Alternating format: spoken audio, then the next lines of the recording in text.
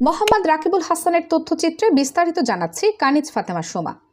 কোলাহল আর যান্ত্রিকতার এই যুগে যখন ঝিনাইদহের কোটচাঁদপুরের বাতাস বসন্তের শেষ বিকেলের গল্প বলছিল, ঠিক তখনই একদল তরুণ মেতে উঠেছিল এক অন্যরকম প্রতিযোগিতায়।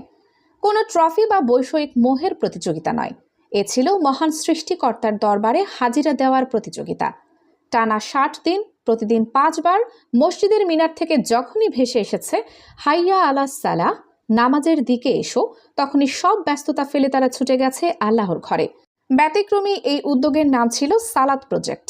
স্থানীয় হরিন্দিয়া মাদ্রাসা পাড়া যুব উন্নয়ন সংঘ যখন তরুণদের জামাতে নামাজে উদ্বুদ্ধ করতে এই পুরস্কারের ঘোষণা দেয়, তখন হয়তো অনেকেই ভাবেননি এর প্রভাব কতটা গভীর হবে। কিন্তু দেখতে দেখতে হরিন্দিয়া এলাকার যুব সমাজের মধ্যে শুরু হয় এক পবিত্র প্রতিযোগিতা। দীর্ঘ ২ মাস ধরে প্রতিটি ওয়াক্তে ফজরের নিস্তব্ধ ভোর থেকে শুরু করে এশার শান্ত রাত পর্যন্ত মসজিদের কাতারগুলো ভরে উঠেছিল তরুণদের প্রাণবন্ত উপস্থিতিতে। অবশেষে সেই অপেক্ষার অবসান ঘটে গত ২৯ মে, গত শুক্রবার। দীর্ঘ ৬০ দিনের এই কঠিন ও পবিত্র সাধনায় অবিচল থেকে বিজয়ী হয়ে ওঠে ১৩ জন তরুণ। হরিন্দিয়া মাদ্রাসা মাঠে আয়োজিত এক আবেগঘন অনুষ্ঠানে এই ১৩ জন স্বপ্নবাদ যুবকের হাতে তুলে দেওয়া হয় ভালোবাসার পুরস্কার।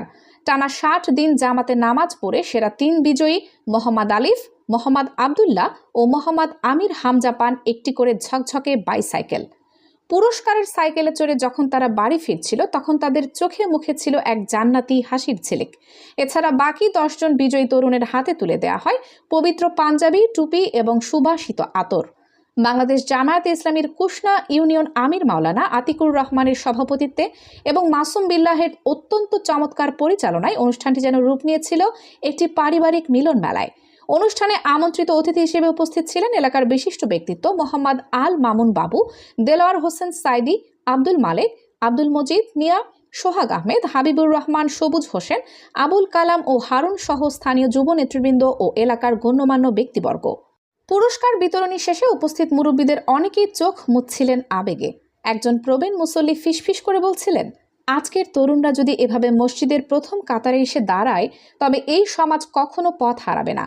হরিন্দিয়া মাদ্রাসা পাড়া যুব উন্নয়ন সংঘের এই সালাত প্রজেক্ট শুধু একটি প্রতিযোগিতা ছিল না, এটি ছিল তরুণ সমাজকে আলোর পথে ফেরানোর এক জীবন্ত দলিল। এই ১৩ জন যুবক শুধু সাইকেল বা পাঞ্জাবি জেতেনি, তারা জয় করে নিয়েছে এলাকার শত শত মানুষের হৃদয় আর আরশের অধিপতির সন্তুষ্টি। কোটচাঁদপুরের এই আলো ছড়িয়ে পড়ুক টেকনাফ থেকে তেঁতুলিয়া, প্রতিটি পাড়ায়, প্রতিটি মসজিদে।